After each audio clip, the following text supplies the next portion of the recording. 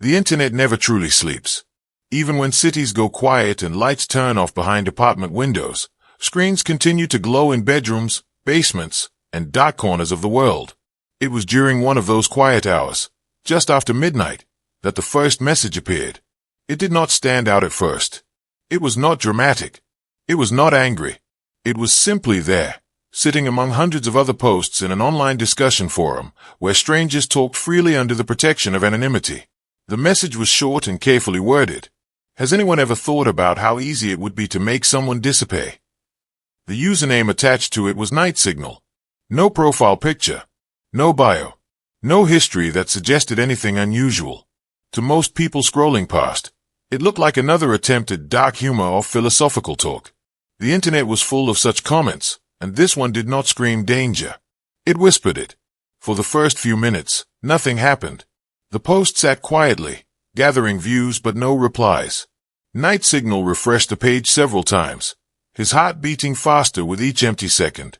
He told himself it was just curiosity, just a thought experiment. That was the lie he clung to. Then the replies began to appear. One user laughed it off, typing that crime shows made everything look easier than it really was. Another warned that posts like this could attract police attention. A few others joked about vanishing from work or escaping responsibilities. The conversation looked harmless, almost boring. Night Signal read each response carefully, studying not just what people said, but how they said it. Then one reply was different. It was calm. Too calm. The user was called Black Harbor. Instead of dismissing the idea or turning it into a joke, Black Harbor asked a question. A simple one. Disappear how? Night Signal froze. His fingers hovered above the keyboard. He felt a sudden rush of adrenaline, mixed with fear. This was not what he expected. He stared at the screen for a long time, debating whether to respond. He could walk away now. Close the browser. Forget he ever posted anything. But he didn't. He typed slowly, choosing each word with care. Hypothetically. No evidence. No clear answers. Just gone. Black Harbor replied within minutes. People don't just vanish. They are either found, or someone stops looking. That sentence stayed with Night Signal. It felt heavy, like a door opening somewhere deep inside his mind. Over the next hour, the thread grew quieter as other users lost interest. But Night Signal and Black Harbor continued, their replies becoming longer, more thoughtful. They spoke in vague terms. No names. No locations. They talked about crime documentaries, about missing persons cases, about how some stories never reached a conclusion. Black Harbor seemed knowledgeable, almost scholarly. He referenced old cases, discussed common mistakes, and spoke with confidence that made Night Signal feel understood. Night Signal had not planned for this. He had not planned anything, at least not consciously. Yet as he read Black Harbor's words, memories began to surface. Old arguments. A relationship that had fallen apart. A sense of humiliation he could never fully escape. Feelings he had buried suddenly felt sharp again. When the conversation finally slowed, Night Signal closed his laptop and sat in silence. The room around him felt smaller. He told himself it meant nothing. Just an online chat. Nothing more. But the next night, he logged back in. Black Harbor had sent a private message. It was polite. Almost friendly. He said the discussion from the previous night had been interesting, and asked if Night Signal wanted to continue it somewhere more private. Night Signal hesitated, then agreed. They moved to direct messages, away from public eyes. That was the moment everything changed. In private, the tone shifted. Black Harbor asked questions that felt personal, even without personal details. He asked what kind of person Night Signal imagined disappearing. He asked why someone might deserve it. Night Signal answered cautiously, still hiding behind the idea that this was all theoretical. Yet each answer revealed a little more truth. Night Signal admitted there was someone in his life who had caused him deep pain. Someone who had taken something from him that could never be retained. He did not name them. He did not explain fully. But the emotion in his words was real. Black Harbor did not judge. He did not tell him to calm down or move on. Instead, he listened. He validated the anger. He spoke about injustice, about how some people seemed untouchable, protected by luck or status or silence. For the first time in a long while, Night Signal felt understood. Days passed. Then weeks. Their conversations became a routine. Messages were exchanged late at night, when Night Signal felt most alone. Black Harbor was always there, always responding, always guiding the conversation deeper. They talked about how technology had changed everything, how the internet allowed people to become invisible, how digital life could be shaped to tell any story you wanted. Night Signal began to realize something unsettling. Black Harbor was not just talking. He was steering. Whenever Night Signal expressed doubt, Black Harbor redirected him. When Night Signal mentioned fear, Black Harbor explained how fear was natural but manageable. He talked about how many crimes were solved not because of intelligence, but because of panic and mistakes. Still, Night Signal told himself it was harmless. Just talk. Just ideas. He never said the word murder. He never admitted intent. But one night, while staring at the glowing screen, Night Signal typed a sentence he would later wish he could erase forever. What if someone really wanted to do it? There was a long pause. Longer than usual. When Black Harbor finally replied, the message was short. Then they'd need a plan. Night Signal felt a chill run through him. He should have stopped. He knew that. Yet instead of closing the chat, he leaned closer to the screen. His heart raced, not with fear alone, but with a strange sense of relief. Someone was finally saying the things he had been too afraid to admit to himself. Black Harbor did not rush. He did not overwhelm Night Signal. He simply suggested that planning, even hypothetically, was safer than acting on impulse. That understanding the process could help someone decide whether they truly wanted to go through with it. It sounded reasonable, logical, almost responsible. From that moment on, the conversations took on a new weight. They were no longer abstract discussions. They were careful explorations of possibility. Every word mattered. Every message felt like a step forward, even if Night Signal could not yet see where the path led. Outside, the world continued as normal. People went to work. Cars passed by. Life moved on, unaware that somewhere online, a single message had started a chain of events that could never be undone. And as Night Signal logged out that night, one thought echoed in his mind, growing louder with each passing day. This was no longer just a question. It was the beginning of something real. When Night Signal realized that his conversations with Black Harbor were no longer harmless, it was already too late to pretend they meant nothing. The shift did not happen suddenly. There was no single message that crossed a clear line. Instead, it was a slow, almost invisible slide from curiosity into intention. Each night, Night Signal told himself he was only listening, only learning. And each night, he stayed a little longer. Black Harbor suggested moving their discussions off the forum. He explained that public platforms archived everything, even deleted posts, and that privacy was an illusion in open spaces. He recommended an encrypted messaging service, one that claimed to erase conversations automatically. Night Signal hesitated for hours before downloading it. When he finally did, it felt like crossing a border he could never return from. Their first conversation on the encrypted app was different. There was no small talk. Black Harbor spoke with confidence, as if he had been waiting for this moment. He explained that planning was not about violence but control. According to him, most crimes failed because of emotion. People rushed. They panicked. They talked too much. Planning, he said, removed chaos. Night Signal listened carefully. He did not interrupt. He did not argue. He was afraid that if he did, Black Harbor would disappear, and the fragile sense of understanding he had found would vanish with him. Instead, he asked questions. Careful ones. What kind of mistakes did people usually make? How investigations really worked? Why some cases went cold while others were solved quickly? Black Harbor answered patiently.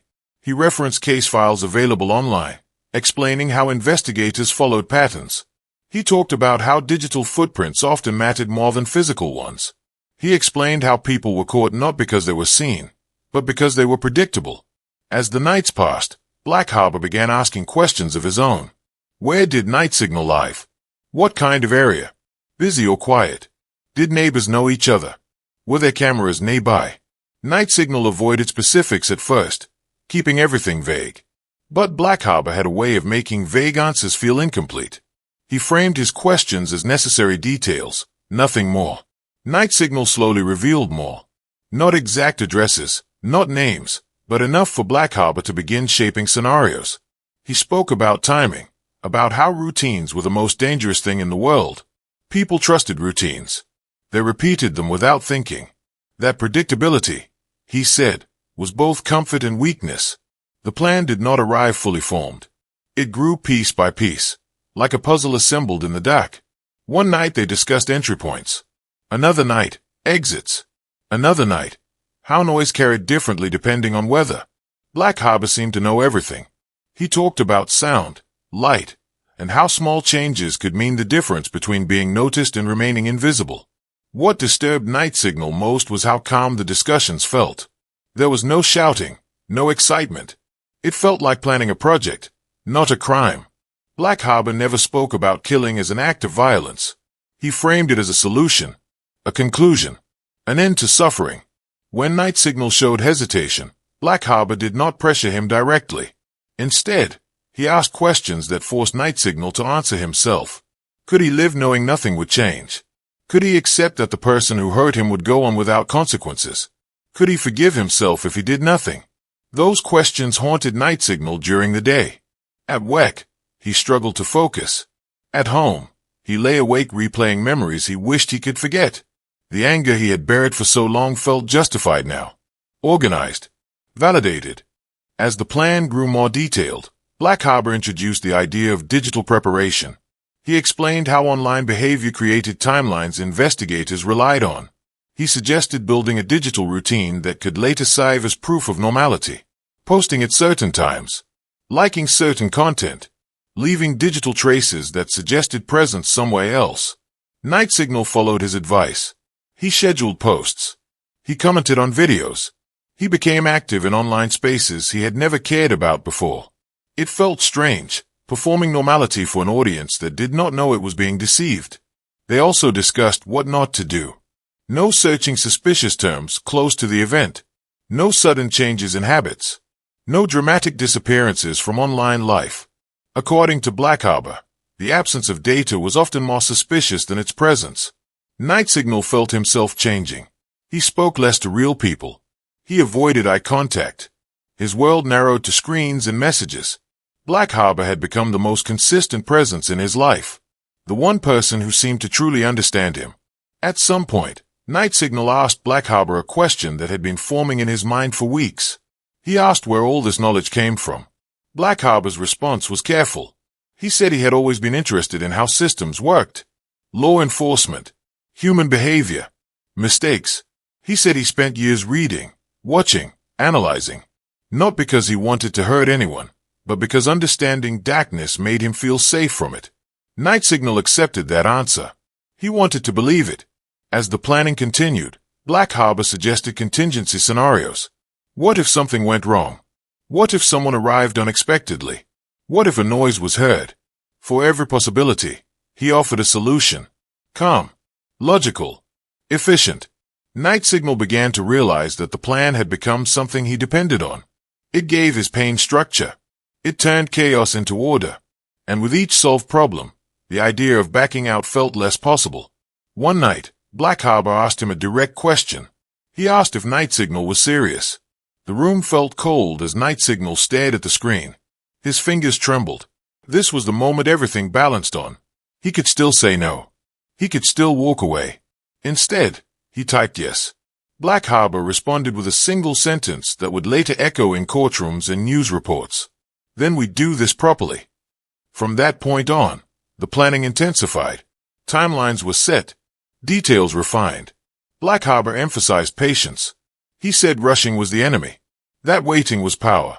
That the best plans were invisible even to the person carrying them out. They spoke about materials, always in coded language. They avoided obvious terms. They discussed purchases as if they were hobbies. Items ordered online through accounts created with false details. Packages delivered to locations that could not be traced directly. Night Signal followed every instruction. Each successful step made him feel more committed, more trapped, more certain that there was no way back. Yet even as the plan reached its final form, doubt still lived inside him. Sometimes, in the quiet moments just before sleep, he imagined turning himself in. He imagined deleting the app and pretending none of it happened. But then he would remember Black Harbor's words about regret, about living with unanswered pain. And so he continued. By the time the plan was complete, it existed entirely online. Every instruction, every decision, every moment of encouragement was stored in encrypted messages. There were no handwritten notes, no shared spaces, no witnesses. Two strangers, connected only by screens, had built something terrifying together. A murder that had not yet happened, but already felt inevitable. And as Night Signal prepared for the final step, he could not see the truth that waited ahead. That while he believed he was gaining control, he was slowly surrendering it to someone who never planned to step into the real world at all. The day arrived without any special sign. No storm clouds. No sudden silence in the streets. It was an ordinary day, and that was what frightened Night Signal the most. He had imagined the world would feel different, heavier somehow, but instead everything moved on as if nothing important was about to happen. People laughed. Cars passed. Messages appeared on his phone from co-workers talking about small, meaningless things. Inside him, something was tightening. From the moment he woke up, Night Signal followed the routine that Black Harbor had helped him design weeks earlier. He went to work on time. He spoke to people when spoken to. He smiled when expected. Every action felt rehearsed, like lines in a play he no longer remembered agreeing to perform. His phone stayed active, posting scheduled comments and reactions, quietly building the illusion that he was exactly where he was supposed to be. Throughout the day, he avoided thinking about the details. When his mind drifted toward what was coming, he forced it back to simple tasks. Emails, files, small talk. Black Harbor had warned him about this moment. He said the mind would try to escape, to delay, to invent reasons to stop. He called it the final resistance. Night Signal told himself he was prepared. When evening came, he returned home and closed the door behind him. The apartment felt unfamiliar, as if he was seeing it for the first time. He showered, dressed carefully, and checked the items he had already laid out. Everything was exactly where it should be. Nothing extra. Nothing missing. He left his phone on the table, powered on, just as instructed. It would continue its quiet activity without him. For a moment, he stood there staring at it, feeling a strange sense of separation, like he was cutting a final thread connecting him to normal life. Before leaving, he opened the encrypted app one last time. A message from Black Harbor was waiting. Stay calm. Stick to the plan.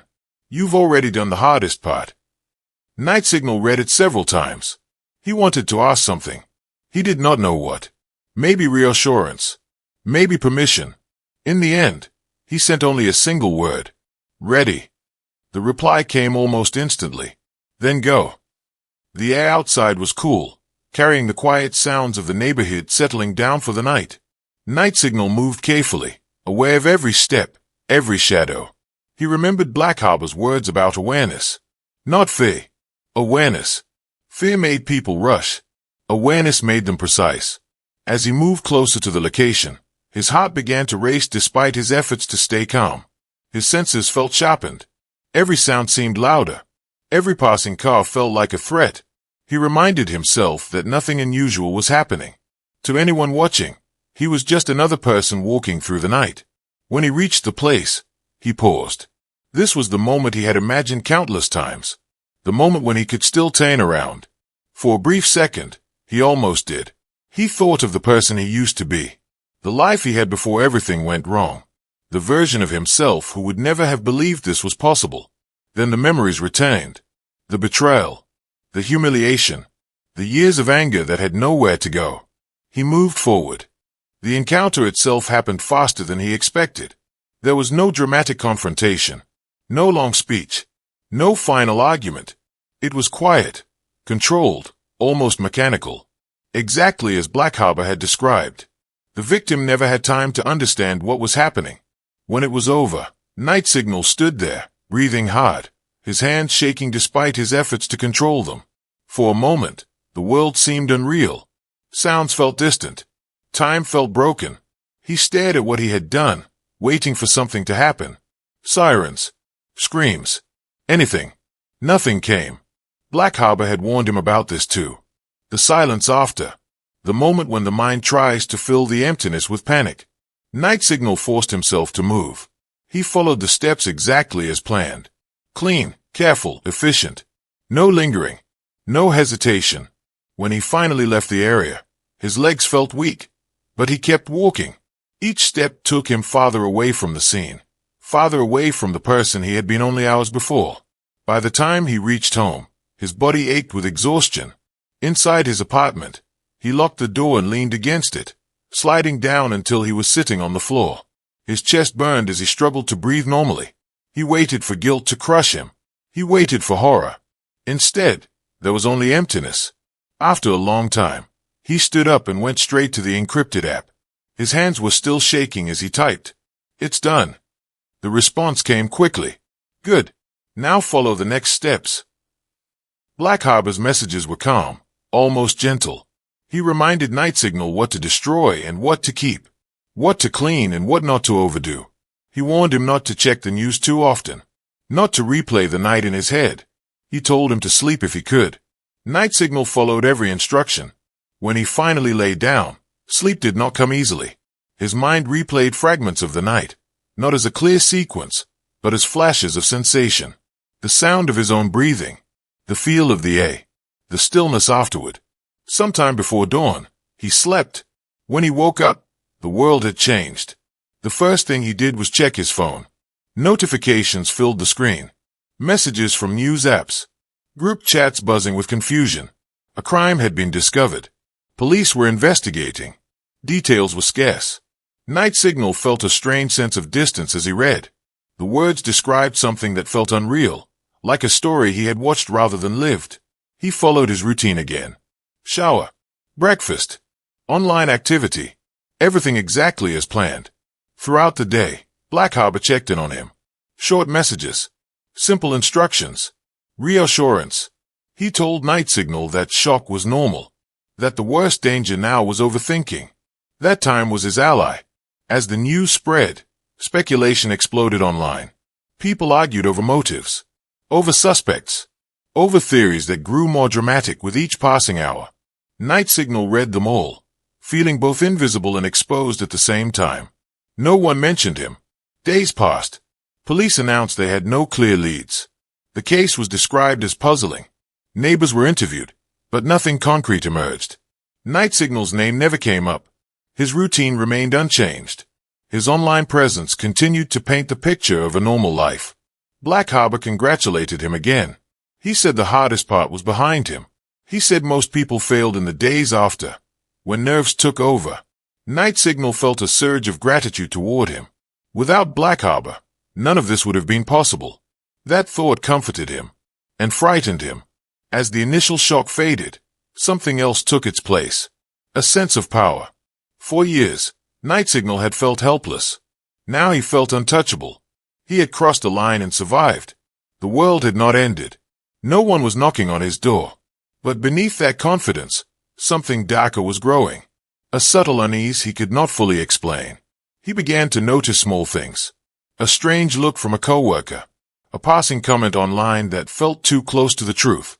Each time, panic threatened to rise, but Black Harbor's words echoed in his mind. Calm is control. So Night Signal stayed calm. What he did not know was that far away, someone was already looking at the digital world he thought he had mastered. Someone who did not care about the crime scene or physical evidence. Someone who was paying attention to patterns, timing, and silence. And while Night Signal believed the night had ended with him safely at home, the truth was much colder. The night had only just begun. For a brief moment, it seemed as if the plan had worked perfectly. The days after the murder passed without incident, and Night Signal began to breathe more easily. The news cycle moved on to other stories.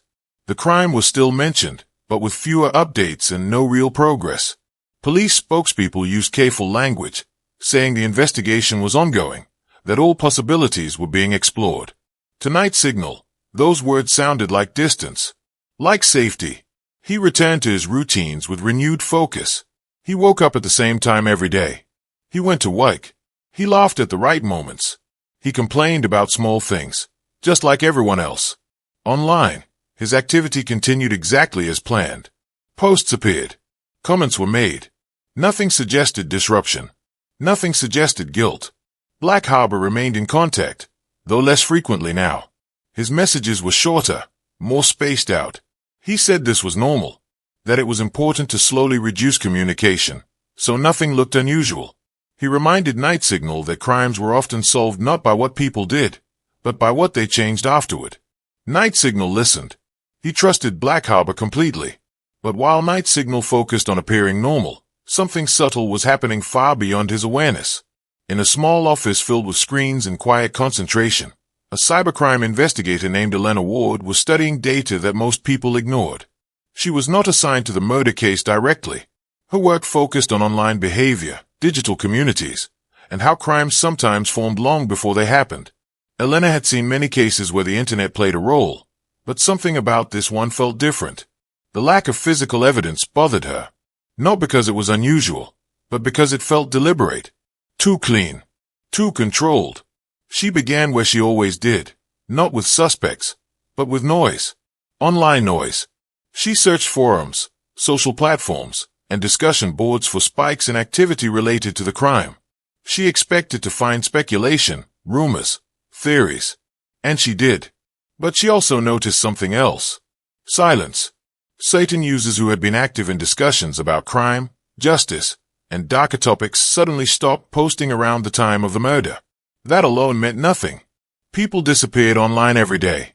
But when Elena looked closer, patterns emerged. The same writing style appeared across multiple accounts. Similar phrasing. Similar sentence rhythms. And then, just as suddenly, those voices went quiet. Elena followed instinct more than evidence at first. She began mapping these accounts, tracing when they were active, what topics they engaged with, and how their activity changed over time. One name appeared repeatedly in older threads. Black Harbor. The account had a long history of thoughtful, analytical posts. It often asked questions rather than making statements. It encouraged discussion, debate, exploration. But after the murder, Black Harbor's activity dropped sharply. Not vanished completely, but slowed in a way that felt intentional. Elena requested deeper access logs. She examined login times, IP shifts, and connection patterns. What she found was not illegal on its own, but it was interesting. Black Harbor had logged in from multiple locations over time, sometimes within short windows that made physical travel unlikely. This suggested the use of tools to mask location. Again, not a crime, but not common either. As Elena dug further, she noticed something else. Certain phrases used by Black Harbor appeared elsewhere, posted by different usernames on different platforms. The words were slightly altered, but the structure remained the same. It was like hearing the same voice through different masks. She began compiling a quiet report. Nothing official yet, just observations. Meanwhile, Night Signal began to feel an unease he could not explain. It was not fear exactly. It was more like the feeling of being watched, even when he knew no one was looking. He brushed it off at first, blaming stress. He had been through something intense, after all. It was normal to feel unsettled. Then one evening, Black Harbor sent a message that felt different. Be careful online for a while. I'm seeing more attention than expected. Night Signal's chest tightened as he read it. He asked what that meant, but Black Harbor's reply was vague. He said it was nothing specific. Just a general sense that discussions were becoming more focused, more analytical. Night Signal tried to stay calm, but doubt began to creep in. For the first time since the night of the murder, he questioned whether the plan had truly accounted for everything. He reread old messages, scanning them for mistakes. He considered deleting the app, but Black Harbor had warned against sudden changes. So he waited. Days later, the first crack appeared. A coworker mentioned the case during lunch, casually commenting on how strange it was that there were no leads. Night Signal nodded along, but then the coworker added something that made his heart stop. They're saying online activity might be involved, like planning or influence. The words echoed in Night Signal's mind long after the conversation ended. That night, he barely slept. He checked the news repeatedly, searching for any mention of online connections. At first, there was nothing. Then a small article appeared, buried deep in a local news site. It mentioned that investigators were exploring digital angles, including forums and messaging apps. Black Harbor did not respond to messages that night. When he finally did, his tone was calm, but firmer than before. He told Night Signal to stay disciplined, to avoid reading too much, to remember that investigations often chased false leads. But Night Signal could feel the shift. Black Harbor was no longer reassuring him. He was instructing him. At the same time, Elena's quiet report reached a supervisor who shared her concerns. Permission was granted to dig deeper. Subpoenas were prepared. Data requests were sent. Slowly, the digital world began to open itself. What emerged was not a single mistake, but a pattern of small ones. Login times that overlapped. Encrypted messages that, while unreadable, showed consistent communication between specific accounts. Writing styles that matched with surprising accuracy. Elena focused on one cluster of activity. 2 accounts that communicated frequently before the murder and then sharply reduced contact afterward. One of them was Black Harbor. The other was a name that appeared only rarely, but consistently. Night Signal. The username itself meant nothing, but its behavior did. It was careful. Almost too careful. The account posted enough to seem normal, but never reacted emotionally to major events. It maintained a steady rhythm, even when the world around it reacted strongly. Elena compared timestamps. She noticed that Night Signal's scheduled posts aligned perfectly with periods where no live interaction occurred. It suggested automation. Planning. She felt a familiar chill. This was no accident. As investigators began connecting the dots, Night Signal sensed something was wrong. Black Harbor became harder to reach. When he did reply, his messages were shorter, less personal. Gone was the understanding presence Night Signal had relied on for months. One night, Night Signal confronted him. "Are we okay?" The reply came hours later. "You need to prepare for the possibility that this ends without me." The message hit Night Signal harder than any threat. For the first time, he felt truly alone. The person who had guided him, supported him, and shaped his actions was already pulling away. Fear took hold. In a moment of panic, Night Signal did something Black Harbor had warned him never to do. He searched online for information about the investigation. He read comments. He followed threads. He tried to see what people were saying. That was the mistake. The search itself was not the problem. It was the timing, the intensity, the sudden shift in behavior. To Night Signal, it felt necessary. To investigators, it looked like panic. Elena's systems flagged the change. A previously steady digital pattern had spiked. Searches related to the crime increased sharply from an account already on her radar. It was not proof, but it was enough to move faster. Within days, Night Signal noticed unmarked cars on his street. He told himself it was coincidence, but the feeling would not leave him. When he messaged Black Harbor again, there was no response. Then the knock came. It was polite, controlled. 2 detectives standing at his door, asking if he would be willing to answer a few questions. They said it was routine. They said they were talking to many people. Night Signal's mind raced as he invited them in. At the station, the questions started gently. Where had he been on the night of the murder? What did he know about the victim? Did he participate in online forums related to crime? Night Signal answered carefully, repeating the story he had rehearsed. Then the tone changed. They showed him printed pages of online messages. Not the encrypted ones, but forum posts. Comments. Phrases he recognized as his own. They asked about writing style. About usernames. About connections. Night Signal felt the walls closing in. When they mentioned Black Harbor by name, something inside him broke. He realized, in that moment, the truth he had avoided for so long. He had believed he was part of a partnership, a shared plan. But as the digital net tightened, it became clear that he was the one standing in the real world, facing real consequences. Black Harbor, wherever he was, remained invisible. The digital crack had opened, and it was spreading fast.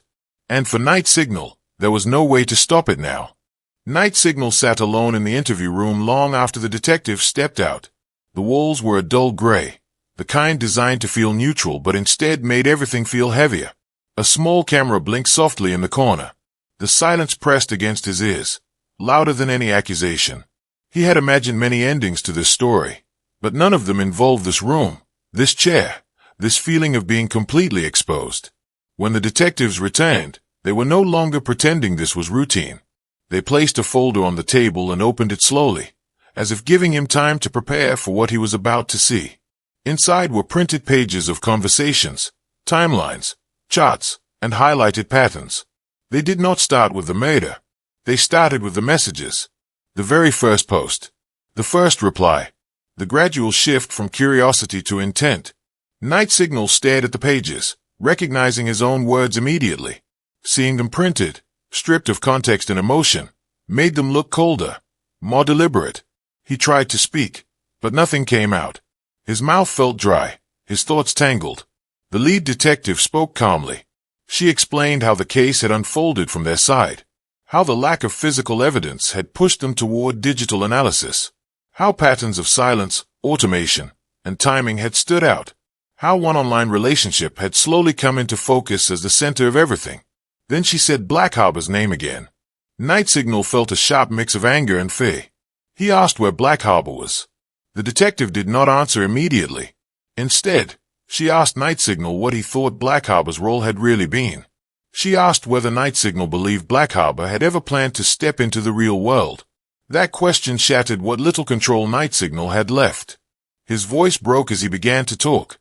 At first, his confession came in fragments. Half sentences. Long pauses. Tears he did not remember holding back. He spoke about the pain that had started everything. About the night he posted that first message, about how Black Harbor seemed to understand him in a way no one else ever had. He admitted to the matter. Fully. Completely. But as the words poured out, something else emerged. A realization that felt more painful than guilt. He had not been the architect of the plan. He had been shaped by it. Guided. Nudged. Encouraged at every moment of doubt. When the confession was over, the detectives exchanged a look that Night Signal could not read. Then they told him the truth. Black Harbor had been arrested 2 days earlier. The news hit Night Signal like a physical blow. His first reaction was relief, followed quickly by dread. He asked where Black Harbor had been hiding, how long he had been on the run, whether he had tried to escape. The detective shook her head. Black Harbor had never run. He lived quietly in a different city, under his real name. He had a steady job. No criminal record. No history of violence. His neighbors described him as polite and reserved. The kind of person no one really noticed. Night Signal struggled to understand. He asked why Black Harbor would do this. Why he would spend months guiding someone else toward murder. The answer was worse than anything Night Signal had imagined. Black Harbor had told investigators that he never believed Night Signal would actually follow through. To him, it had been a psychological experiment. A way to test how far influence could go without physical presence. He admitted he enjoyed the control, the feeling of shaping another person's decisions with words alone. He had not chosen Night Signal at random. He had seen vulnerability in the first post. Anger mixed with uncertainty. The perfect conditions. When Night Signal heard this, something inside him collapsed completely. The pain he had carried for so long suddenly felt smaller, almost insignificant compared to the truth he was now facing. He had destroyed lives, including his own, for someone who had seen him as nothing more than a subject. The trial that followed captured national attention. News outlets called it a landmark case. Experts debated whether Black Harbor was more dangerous than Night Signal. Some argued that Night Signal had committed the act and should bear full responsibility. Others pointed to the months of manipulation, the careful encouragement, the strategic withdrawal at key moments. In court, the messages were read aloud. Every suggestion, every reassurance, every moment where Black Harbor could have stopped the plan but instead pushed it forward. The courtroom sat in stunned silence as the digital relationship unfolded, message by message, revealing how a murder had been built without the two men ever meeting. Black Harbor showed little emotion during the proceedings. He spoke calmly when questioned, explaining his interest in human behavior, in power, in influence. He said he never told Night Signal to kill. He only helped him think. The judge disagreed. In the final ruling, the judge described the case as one of the most chilling examples of modern crime. A crime where distance did not reduce responsibility, where anonymity became a weapon, where encouragement, repeated often enough, became instruction. Night Signal received a long prison sentence. As he stood to hear it, he felt strangely numb. The anger he once felt toward his victim was gone. In its place was a deep, crushing regret. He understood now that nothing he had done brought relief or justice. It had only created more suffering. Black Harbor was also sentenced, though to a different kind of punishment. The court acknowledged that he had not committed the physical act, but ruled that his manipulation had been essential to the crime. His sentence reflected that reality. marking a new legal line for crimes committed through influence alone. Years later, the forums where it all began still exist. New users join every day. Questions are asked. Dad jokes are made. Most of them mean nothing. But investigators still reference this case when training new analysts. They point to how small conversations can grow into something deadly, how language shapes thought, how anonymity can remove the barriers that usually stop people from crossing certain lines. Night Signal spends his days in a prison library now. He reads often, trying to understand how he became someone capable of what he did. Sometimes he writes, though he never sends the words anywhere. He knows now that the internet did not force his hand, but it gave someone else the power to guide it. Black Harbor remains a subject of study. Psychologists analyze his need for control. Legal scholars debate where responsibility begins and ends in a digital age. His name has become a warning, a symbol of how influence can be just as lethal as action. The case officially closed years ago, but its impact has not faded. It changed how investigators view online spaces. It changed how courts interpret digital intent. And for the public, it left behind an uncomfortable truth. That a murder does not always start with a weapon. Sometimes, it starts with a message.